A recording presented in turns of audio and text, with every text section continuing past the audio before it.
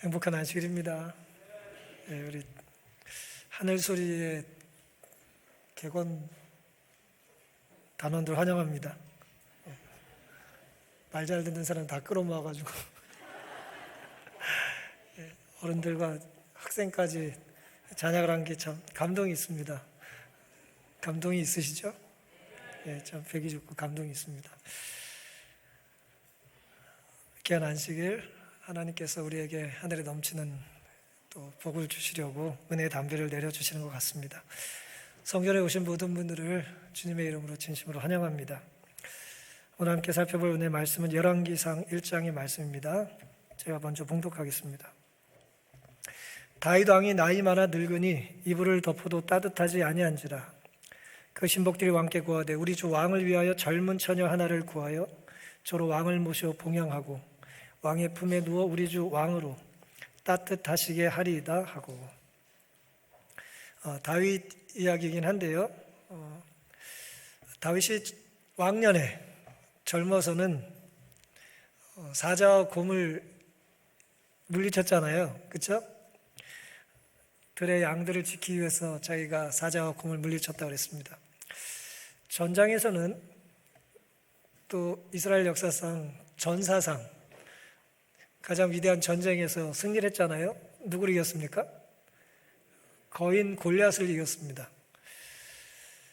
그리고 사울의 칼을 피해서 이 동굴 저 동굴 어느 동굴에 가서도 잠을 잘 잤어요.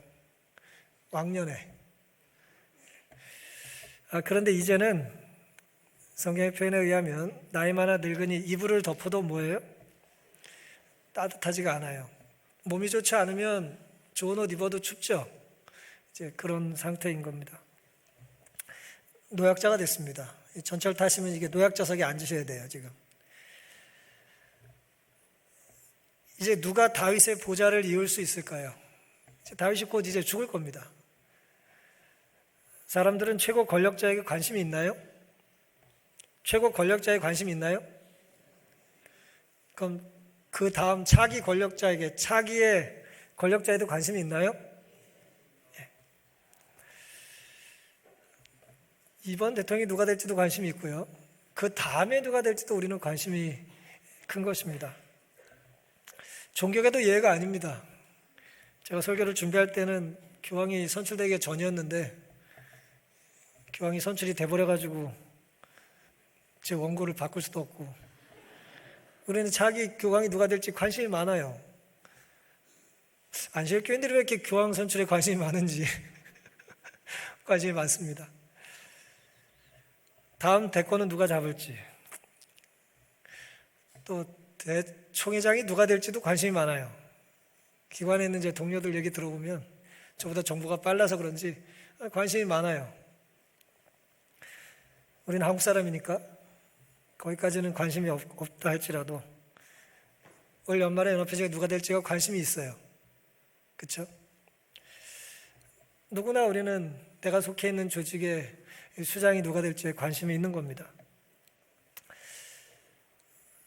그 관심을 갖게 하는 초래하게 만든 장본인이 다윗이에요. 다윗은 지금 뭐 하고 있습니까? 죽어가고 있습니다. 현재 왕의 역할을 하고는 있지만 있으나 마나한 존재예요. 유명무실합니다. 허수아비 같아요. 요즘 말로 존재감 0입니다. 존재감이 없어요. 열왕기상 1장 3절부터 읽겠습니다.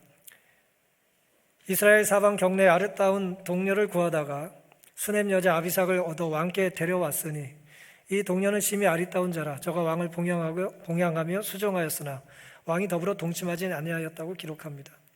이때 다윗의 나이가 몇 살이었을까요? 이불을 덮어도 따뜻하지 않은 이 다윗의 당시의 나이가 몇 살이었을까요?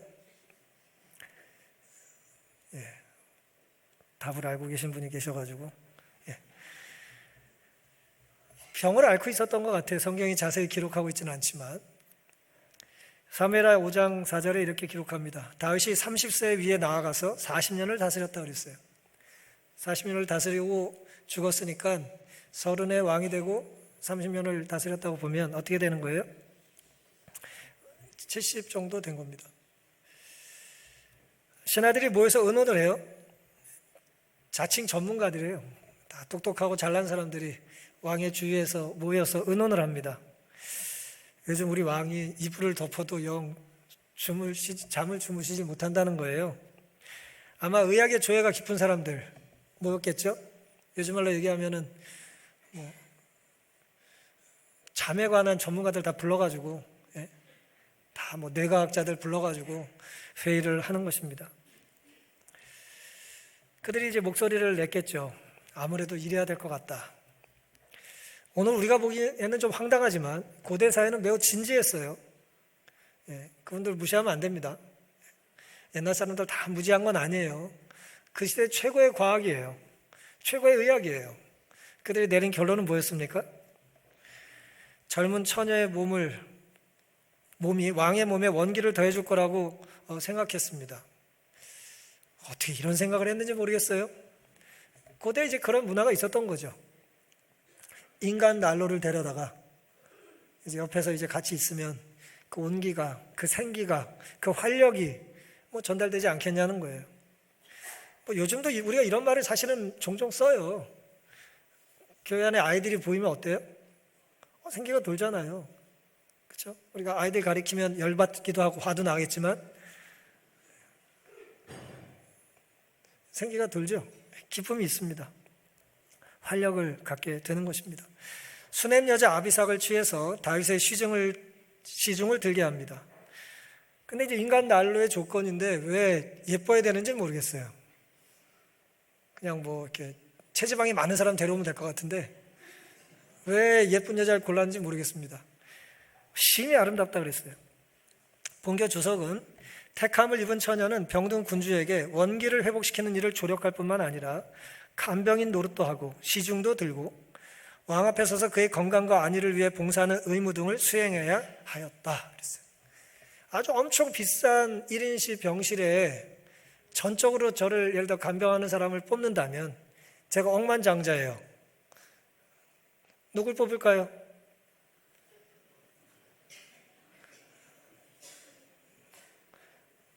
떡대 이렇게 좋은 사람 뽑을 수도 있겠지만 이왕이면 예쁜 사람 뽑겠죠. 그렇죠? 이제 부하들이 다윗의 이제 신하들은 이제 그렇게 생각을 한 겁니다. 임금이 기운이 없는데 이왕이면 좀 예쁜 사람 데려다 줘야 기분이 좋지 않으실까, 또 그런 또 사려 깊은 생각을 한 겁니다. 신하들은 어떻게든 다윗의 생명을 뭐 하고 싶었어요? 다윗의 생명을 뭐 하고 싶었어요? 끊고 싶은 게 아니라 연장시키고 싶은 거예요. 어떻게든 이 왕을 더 살게 해야 된다는 게 신하된 도리고 의무라고 생각한 겁니다. 다윗의 좋지 않은 건강은 그들이 풀어야 될 문제 같은 거였어요. 숙제예요. 문제를 풀어야 돼. 근데 이 문제가 어려워요, 쉬워요? 매우 어렵습니다. 누구도 풀지 못한 숙제예요. 죽어가는 사람을 무슨 수로 살립니까? 그래놓고 어쨌든 내놓은 답이 인간 난로를 데려다가 옆에 시중 들게 하자. 근데 이왕이면 난로가 예뻐야 된다. 예쁜 여자 뽑아와라. 이제 그렇게 한 것입니다. 점점 쇠약해져 가는 다윗을 회복시킬 방법은 사실 있어요, 없어요? 사실 없습니다. 누구나 가는 길이에요. 예외 없이 누구나 귀가 어두워집니다. 저도 요즘 잘 안 들려요. 눈이 침침해져요. 누구나 예외가 없습니다. 그리고 팔다리가 약해지고 때로 부딪혀 깨지기도 합니다. 이번 안식일 또 한 분이 그러고 오셨어요. 누구나 다 다치고 부서지고 깨지는 겁니다. 조금 일찍이든 조금 늦게든 결국 똑같은 자리에 눕게 되는 겁니다. 한마디로 성경이 이렇게 말해요. 이불을 덮어도 뭐하지 않아요? 따뜻하지 않습니다. 다윗만의 이야기일까요? 아닙니다. 모두의 이야기예요. 누구도 피할 수 없습니다. 그래서 성경은 전도서 이렇게 말을 합니다. 전도서 12장 1절에 너는 청년의 때고 공고한 날이 이르기 전 나는 아무 낙이 없다고 할 해가 가깝기 전에 너의 누구를 기억하라? 너의 창조주를 기억하라는 거예요. 네 왕년에 잘 나가던 때를 기억하는 게 아니고 창조주를 기억하라는 거예요. 아무리 좋은 잠옷을 입어도, 아무리 좋은 이불을 덮어도, 아무리 좋은 침대는 과학입니다 라고 하는 침대에서 잠을 자도 시과가는 다윗의 피를 따뜻하게 할 수가 없어요. 홍삼을 먹고 산삼으로 찜을 해서 먹어도, 새벽마다 요가하고 아무리 필라테스에서 몸을 비틀어도 영원히 살 수는 없습니다. 누구나 다 가는 거예요.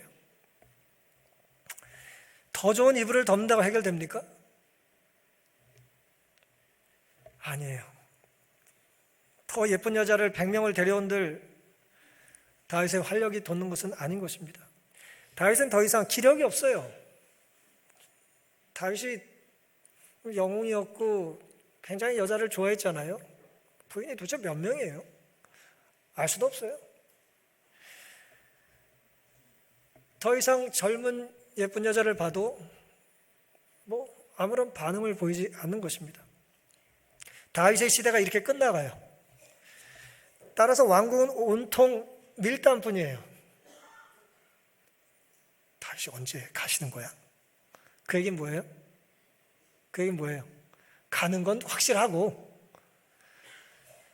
다음 왕은 누가 될까? 모였다 하면 그 얘기예요. 모였다 하면 쑥덕거리는 거예요. 다음 왕은 누가 되냐는 거예요. 압살롬의 반란은 끝났고요. 쉐바의 폭동도 진압이 됐습니다. 우리가 다윗이라면, 혹은 우리가 다윗의 신하라면 우리는 무엇에 관심을 기울여야 할까요? 우리의 관심이 결국 어쨌든 사라질 기력에, 혹은 쾌락에, 명예에, 성공에 잊지 말고 창조주 하나님을 기억하는 일이 우리의 최고의 관심이 되기를 간절히 바랍니다. 이런 다윗의 상황 때문에 이제 다윗의 아들 아도니아라는 사람은 스스로 왕이 되려고 합니다. 1장 5절입니다. 때 학기스의 아들 아도니아가 스스로 높여서 이르기를 내가 왕이 되리라 하고 자기를 위하여 병거와 기병과 전배 50인을 예비하니 저는 압살롬의 다음에 난 자요 채용이 심히 준수한 자라. 그 부친이 내가 어찌하여 그리하였느냐 하는 말로 한 번도 저를 섭섭하게 한 일이 없었더라. 아도니아가 수리아의 아들 요압과 제사장 아비 아달과 모의하니 저희가 쫓아 도우나 아도니아가 에느로겔 근방 소엘렛 돌 곁에서 양과 소와 살찐 송아지를 잡고 왕자 곧 자기의 모든 동생과 왕의 신복 유다 모든 사람을 다 청하였다 그랬습니다. 첫 번째 아들이 다윗의 첫 번째 아들이 암논이에요. 세 번째 아들이 압살롬입니다. 그리고 언급이 없는 길라압이 둘째였는데 이들이 다 이제 하나는 기록되지 않고 둘은 이미 뭐 했어요? 죽었어요. 남은 건 누구예요?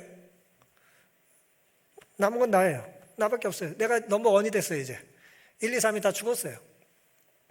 아무리 쳐다봐도 자기가 제일 위야. 그러니까 뭐가 될 거예요? 아버지가 돌아가시면 자기가 왕이 되는 겁니다. 이제 그는 솔로몬을 왕위에 임명하신 하나님의 권위에 반항하였다. 타고난 천품이나 신앙상 성품 양면으로 보아 솔로몬은 그의 형보다 이스라엘의 통치자가 되기에 보다 더 적합한 자격을 구비하고 있었고 더욱이 하나님의 선택이 분명히 지적되었는데도 불구하고 아도니아는 지지자들을 찾을 수 있었다고 그랬습니다.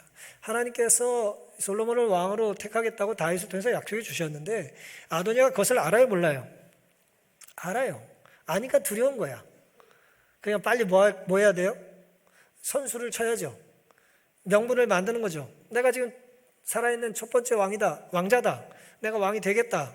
근데 놀랍게도 누가 따라요? 역량이 있는 지지자들이 또 막 모여들어요. 동생들 중에 생각 없는 애들이 막 또 쫓아와요. 새 번역은 이렇게 번역합니다. 열왕기상 1장 5절. 그때의 아도니아는 자기가 왕이 될 것이라고 하면서 후계자처럼 행사하고 다녔다. 자신이 타고 다니는 병거를 마련하고 기병과 호위병 50명을 데리고 다녔다 그랬어요. 이미 왕처럼 이제 행세를 한 겁니다. 그런데 다윗이 잘 돌아가시질 않으니까 이불을 덮어도 따뜻하지 않다고 하면서 돌아가시질 않아가지고 말이에요. 아도니아가 어쩔 수 없다, 대권을 내가 차지해야겠다 생각을 한 겁니다. 참을 수 없어서 지지자들을 모아서 행동에 옮깁니다. 다윗은 왕의 직무를 감당할 수 없는 상태이니 나밖에 없다는 거예요. 여러분, 때로 이 땅에 우리가 사는 동안 아무리 봐도 나밖에 없다고 여겨지는 순간 조심하셔야 합니다. 그건 하나님의 뜻이 아닐 가능성이 많아요. 더욱이 제사장 아비아달과 요압 장군까지 지원을 약속하자 이제 아주 천군만마를 얻은 거예요. 좌측에 우측에 좌청룡 우베코가 도와주는 것처럼 아주 그냥 든든한 지원군을 얻게 된 겁니다.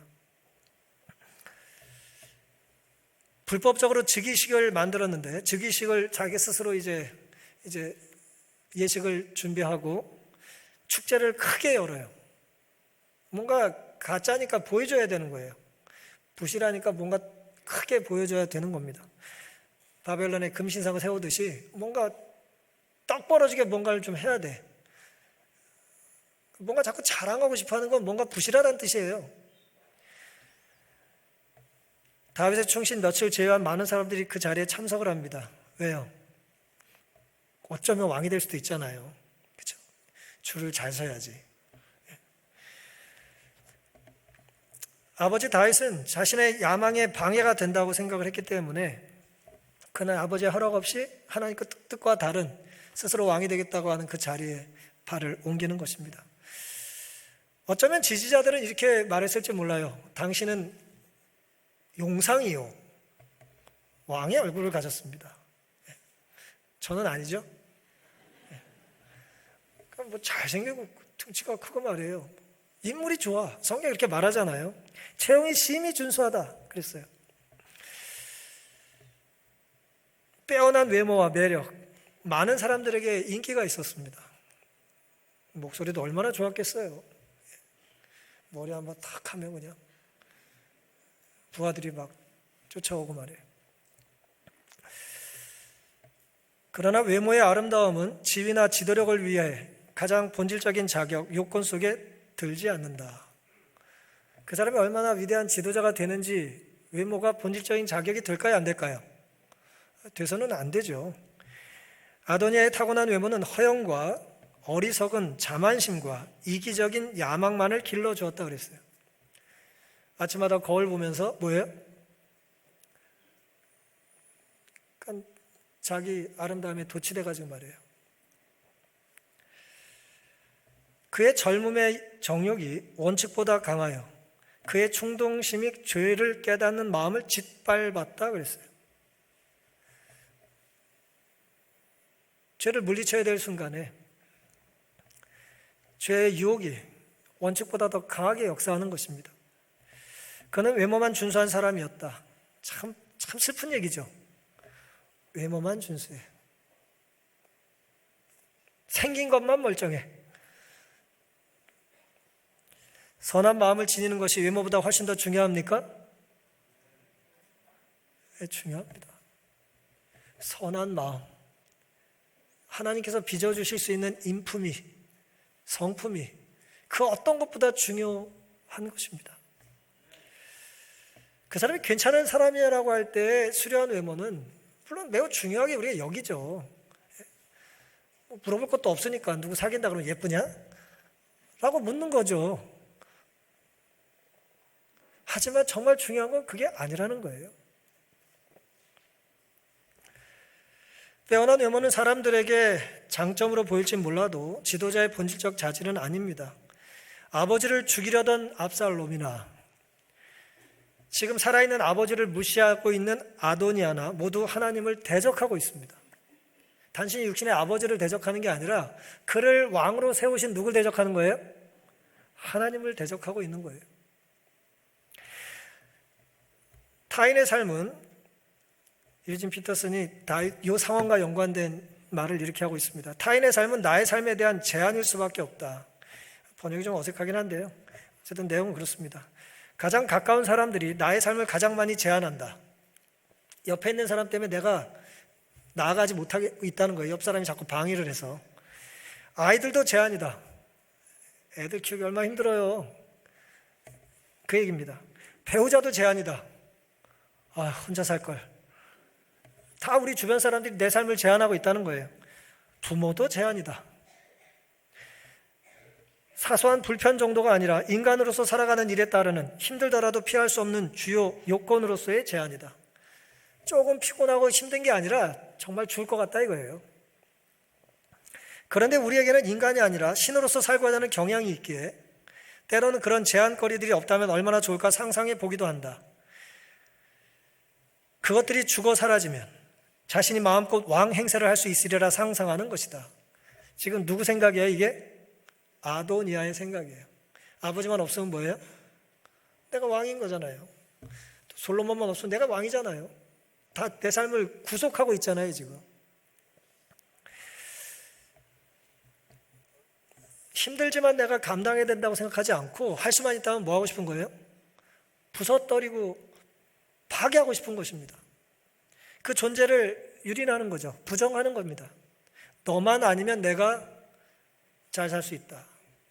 너 때문에 내가 불행하다. 맨날 2등하는 애들은 1등을 좋아할까요? 2등을 많이 안 해봐서 모를 수도 있지만 우리가 1등을 죽이고 싶죠. 저것만 없으면 내가 1등인데 말이에요. 거울 보고 내가 제일 예쁘다 그래야 되는데 공주 하나 때문에 내가 1등을 못 하잖아요. 우리는 다 그런 마음이 있는 거예요.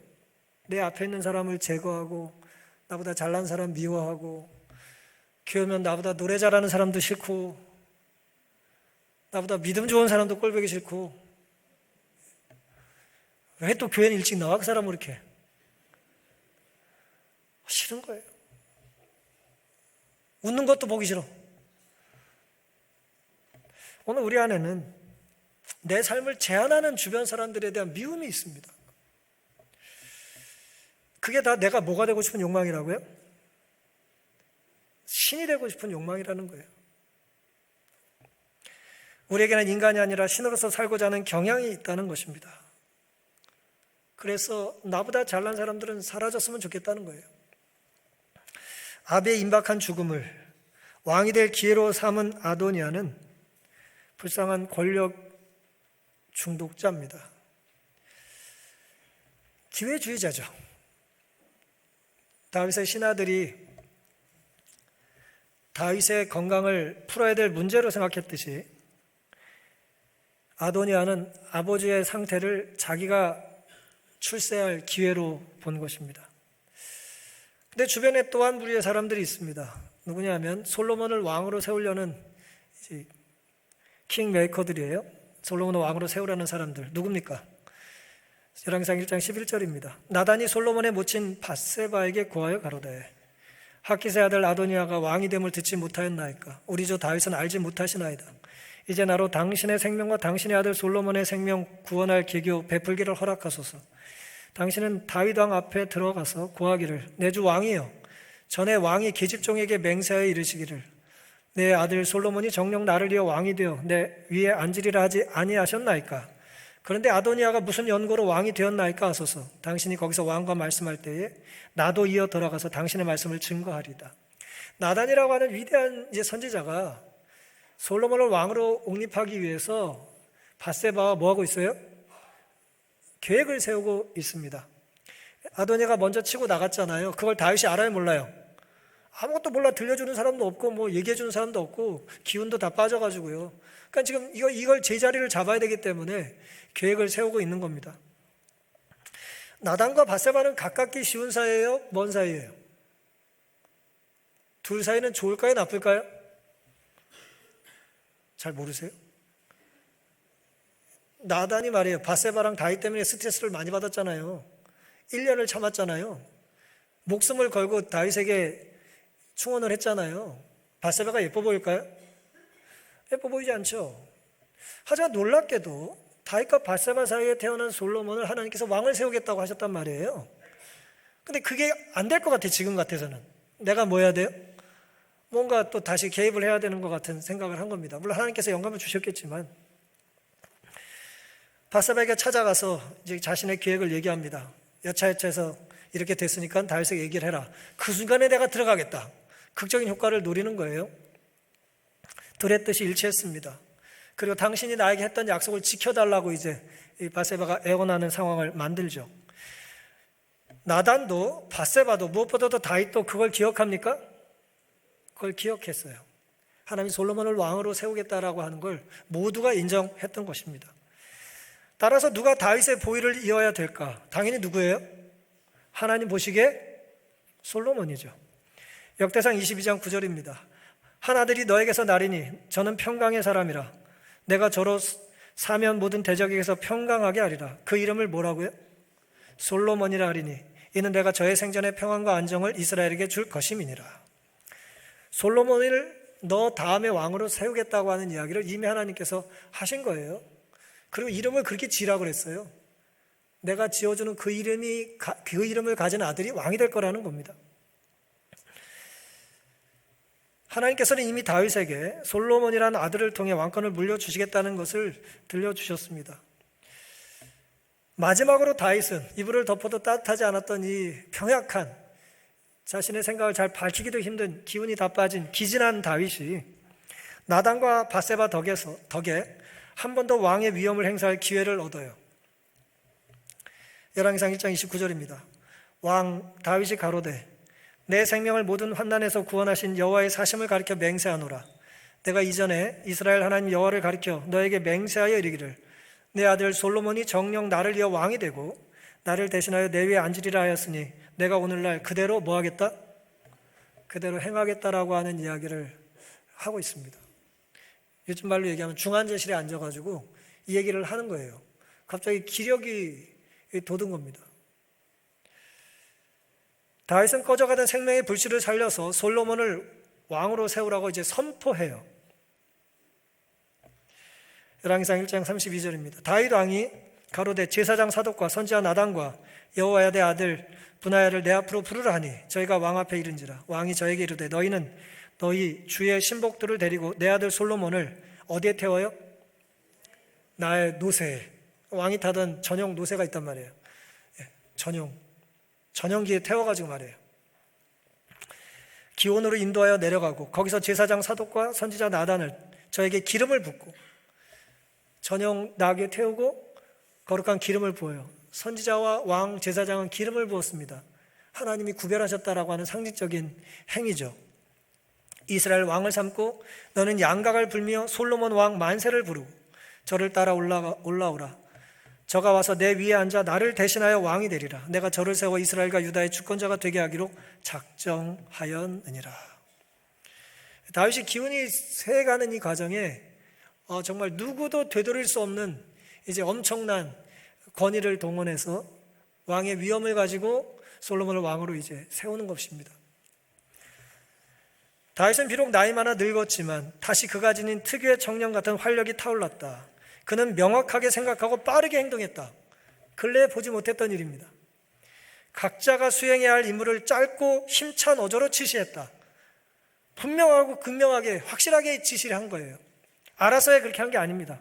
다윗의 번뜩이는 힘과 결단력 있는 행동은 훨씬 젊었을 때 압살롬이 반역했다는 소식을 듣고 나타낸 소심하고 낙담에 찼던 태도와는 극명한 대조를 이룬다. 그전에도 이렇게 행동했었으면 좋았겠죠. 하지만 그때 그렇게 못했어요. 자기도 잘못한 게 많았기 때문에 못했습니다. 하지만 이게 마지막이라고 하는 순간이니 뭐 할 필요가 없어요? 두려워할 필요가 없는 거예요. 염려할 게 없어요. 하나님의 뜻을 뭐 하면 돼요?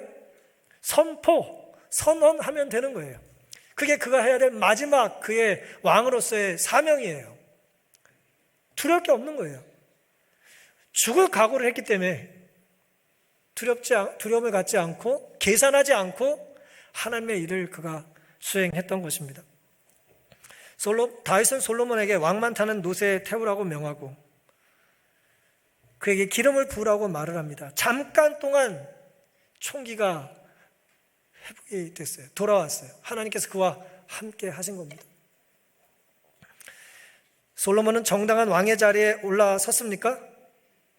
예, 솔로몬은 정당한 왕의 자리에 올라섰습니다. 다윗이 놀랍게도 솔로몬을 이제 왕으로 세우려던 나단과 밧세바의 계획 때문이라기보다는 계획과 함께 다윗이 원래 하나님께서 주셨던 가르침과 명령 따라서 그 아들을 왕으로 세웁니다. 이게 오늘 제가 본문을 통해서 여러분에게 드리려고 하는 세 가지 교훈의 말씀입니다.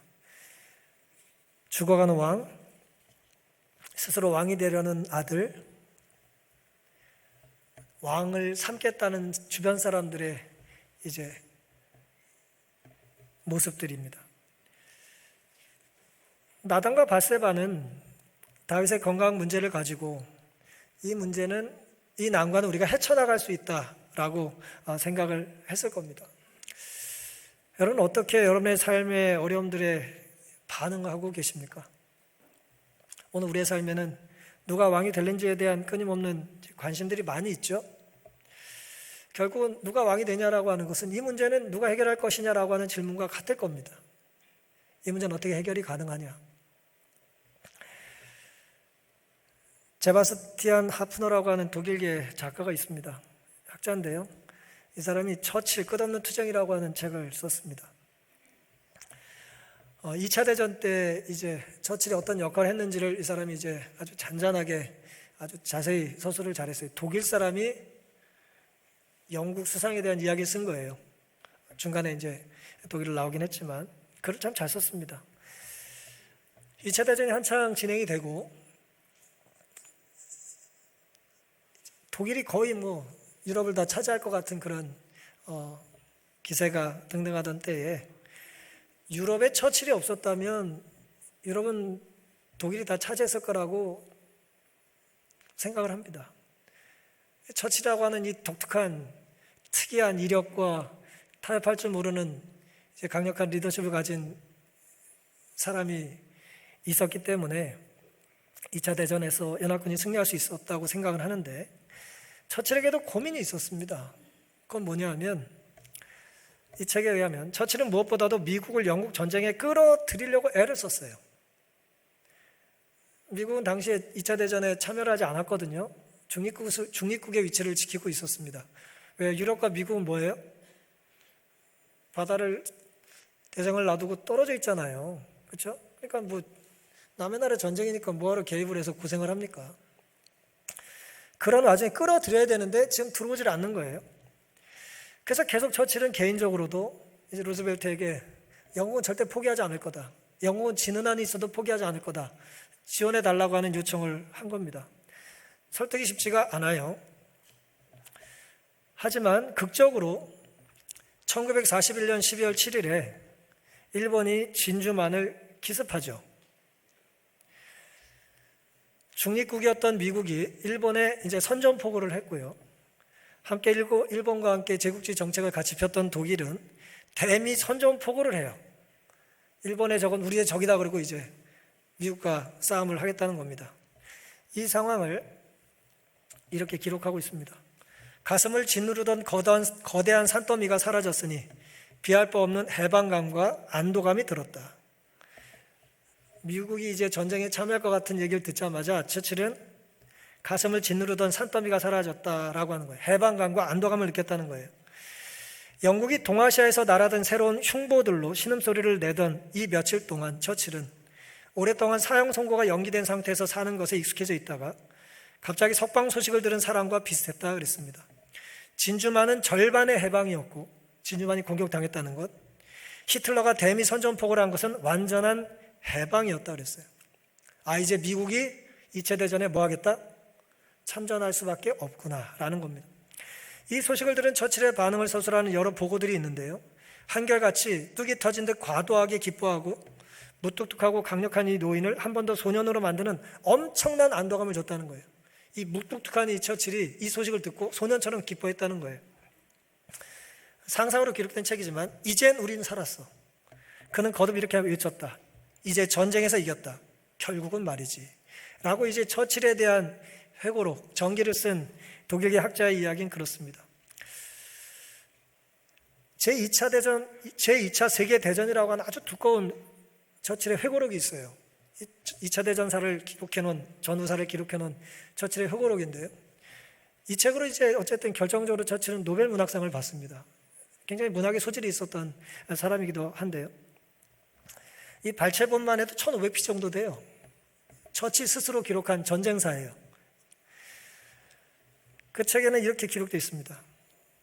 일본이 진주만을 공격한 1941년 12월 7일 일요일 저녁, 처칠이 이제 그 소식을 듣습니다. 그리고 루즈벨트에게 전화를 바로 걸어요.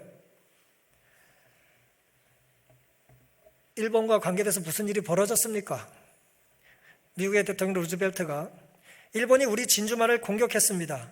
이제 우리는 같은 처지에 놓이게 되었습니다. 라고 반응을 해요. 그러자 이제 처칠은 미국을 우리 편으로 맞을 수 있게 된 것이 나에게는 가장 큰 기쁨이라고 공언하더라도 나를 이상하게 여길 미국인은 아무도 없을 것이다 라고 자기 책에 기록을 해요. 미국이 전쟁에 들어온 게 나에게서 뭐라고요? 가장 큰 기쁨이라는 것입니다. 사태가 어떻게 진전될 것인지는 알 수 없었다. 일본의 무력이 어느 수준인지 정확히 측정도 할 수 없었지만 어쨌든 미국은 생사를 건 전쟁에 바로 한순간에 완전히 빠져들었다. 따라서 우리는 끝내 전쟁에 승리했던 것이다. 전쟁이 끝난 다음에 기록한 거니까요. 결국 미국 때문에 승리했다는 거예요. 그렇다. 딩케르크에서 퇴각한 뒤 거기서 이제 모여가지고 이제 거의 죽을 지경에서 탈출한 유명한 사건 있잖아요. 딩케르크에서 퇴각한 뒤 프랑스가 붕괴된 뒤 마지노선이 붕괴되고 프랑스가 붕괴된 뒤 17개월 동안 고군분투하고 19개월 동안 엄청난 중압감 속에 내 어깨에 책임을 짊어져온 끝에 우리는 승리한 것이다. 이길 수 없을 거라고 생각했는데 이제 극적으로 이제 이기게 된 이제 결정적인 사건이 미국이 참전한 것이다라고 하는 것입니다. 그러면 여기서 어떻게 처칠은 미국의 참전으로 전쟁을 승리할 것이라고 확신했었을까요? 처칠은 어떻게 이렇게 미국만 들어오면 이 전쟁을 승리할 거라고 확신했을까요? 사실 많은 사람들이 당시에 미국에 대해서 영국의 지식인들은, 유럽의 지식인들은 미국에 대하여 굉장히 점수를 주지를 않았어요. 대륙인들이 이제 미국 사람들을 별로 좋아하지 않았단 말이에요. 무시했다는 거예요. 적국에서뿐만 아니라 우리 쪽에도 미국을 폄하하는 세력이 꽤 많았어요. 처칠은 그런 사람들을 뭐라고 표현했냐면 어리석은 자들이라고 그랬어요. 어리석은 자들은 미국의 힘을 과소평가했다. 어떤 사람들은 미국은 무르다고 했고 또 어떤 사람들은 미국은 단결하는 힘이 없다고 했다. 그렇게들 떠들어댔지만 나는 일찍이 마지막 순간까지 결사적으로 싸운 미국의 남북 전쟁을 연구한 적이 있었다. 사람들은 그렇게 말하지만 나는 미국이 참전하면 이길 수 있다고 하는 확신이 있었다는 거예요. 근거가 있었다는 거예요. 근거가 뭐라고요? 남북 전쟁사를 처칠이 연구했다는 거예요. 미국인의 피는 내 혈관에도 흐르고 있었다. 이건 뭐 수사적인 표현이 아니라 처칠의 어머니가 미국계예요. 미국계 혼혈입니다. 30년도 더 전에 들었던 에드워드 그레이 영국 외무장관에서 1차 대전 때 이 사람은 이렇게 말했다는 거예요. 미국이란 나라는 그 아래에 불을 붙이기만 하면 무한정으로 에너지를 만들어내는 거대한 기관이다. 엄청나게 잠재력을 가진 나라라는 얘기를 이렇게 극찬을 한 겁니다. 그걸 자기는 30년 전에 들었는데 아직도 기억하고 있다는 거예요. 처칠식의 표현은 이겁니다. 나는 감동과 흥분으로 충만되어 잠자리에 들었다. 그리고 안도와 감사의 마음으로 잠을 잤다 그랬어요. 몇 년 동안 억누르던 2차 대전의 이 패배 악몽으로부터 미국이 전쟁에 참전할 거다라고 하는 이야기를 루즈벨트로부터 듣은 그날 밤에 뭐 할 수 있었다고요? 푹 잤다는 거예요. 그걸 상상해서 제바스타인 하프너는 이제 우린 살았다, 이제 우린 전쟁에서 이겼다라는 말로 이제 극적으로 묘사를 한 겁니다. 제가 이 이야기를 좀 장하게 드린 이유는 무엇일까요? 처칠이 미국을 참전시키려는 동기나 나단과 밧세바가 다윗을 찾는 이유나 뭐 한 거예요? 같은 거예요. 이 상황에 다윗이 개입돼야 된다는 거나 2차 대전 때 미국이 개입해야 된다는 거나 똑같은 이치라는 것입니다. 결정적인 도움을 줄 수 있는 한 사람, 결정적인 도움을 준 유일한 나라, 처칠에게는 미국이었고요, 나단과 밧세바에게는 다윗이었습니다. 하지만 진정 전쟁을 승리로 이스라엘 왕위를 계속해서 지키시는 분은 다윗도 아니고 사실은 미국도 아니에요. 누굽니까? 우리는 하나님이라고 믿는 것입니다. 다윗을 세우기도 하시고 솔로몬에게 왕위를 물려주실 분은 하나님이에요. 우리는 금방이면 바뀔, 몇 년이면 바뀔 지도자를 쳐다보죠. 이번에 누가 되면 좋겠다. 누가 되면 안정될 거다. 우리 매번 그렇게 살아오는 역사를 통해서 수천 년을 살아온 거예요. 하지만 우리에게는 몇 년 지나면 바뀔 지도자가 아니라 영원한 왕이 우리의 삶의 주인으로 섬길 수 있어야 되지 않겠습니까? 영원한 왕을. 그분을 우리의 삶에 끌어들여야 되지 않겠어요? 계시록 17장 14절입니다. 저희가 어린 양으로 더불어 싸우려니와 어린 양은 만주의 주시요 만왕의 왕이심으로 저희를 이기실 터이요 또 그와 함께 있는 자들 곧 부르심을 입고 빼내심을 얻고 진실한 자들은 이기리로다. 마지막 시대를 살아가는 사람들이 이 선악간의 싸움에서 승리할 수 있는 비결은 내가 지지하는 사람이 자기 지도자가 되는 거에 달려있는 것이 아니고 내가 지도자가 되겠다는 이 결단에 달린 것도 아니고 이제 내가 이불을 덮어도 춥지도 않고 뜨뜻하지도 않고 이제 내가 죽으면 어떻게 되냐라고 하는 선왕의 염려에 달린 것도 아니에요. 오늘 우리의 구원은 어린 양에게 달린 것이고 만주의 주요 만왕의 왕 되신 영원한 우리의 삶의 주인만이 그분을 우리의 삶에 끌어들일 때만이 우리는 구원의 백성이 될 수 있다는 사실을 결코 잊지 않고 살게 되시기를 간절히 바랍니다. 죽어가던 다윗이 하나님의 은혜로 기력을 회복하여 자신의 일을 했던 것처럼 왕의 일을 했고 아버지의 일을 했던 것처럼 나단과 밧세바가 선지자 일을 하고 어머니의 일을 했던 것처럼 이 올 한 달 동안 하나님의 도우심으로 우리가 해야 될 각자의 역할에 충실할 수 있게 되기를 바랍니다. 그리고 가장 잘하는 그 역할은 우리의 삶의 주인으로 누구를 끌어들여요? 하나님만이, 그분만을 우리의 영원한 왕이요 주로 모시고 살 때만이 그 인생이 평안하고 승리할 수 있다라고 하는 것을 잊지 않고 살게 되시기를 간절히 바랍니다. 만왕의 왕이신 주님을 따르시고 우리의 관심이 세상의 왕이 아니라 영원한 왕 하늘 왕에게 집중될 수 있기를 바라면서 오늘 말씀을 마치겠습니다.